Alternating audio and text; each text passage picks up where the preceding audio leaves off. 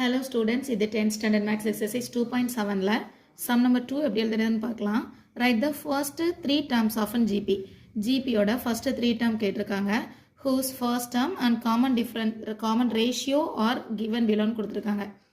So first term கொடுத்திருக்காங்க, common ratio கொடுத்திருக்காங்க. Aன்றது first term, Rன்றது common ratio. So GPயை பொறுத்த வரைக்கும் நமக்கு termோட formula அதாவது Tn equal to A R power n minus 1 இதுதான் formula. First term அப்படின்னு சொன்னா T1 first term 1 equal to A placeல 6 copy பண்ணிக்கலாம், R placeல இந்த 3 copy பண்ணிக்கலாம், n placeல same 1 minus 1. So இங்க 6 into 3 power 0 anything power 0 value 1 இல்லையா, answer 6. Term 1 equal to 6. Next one term 2 find பண்ணிக்கலாம்.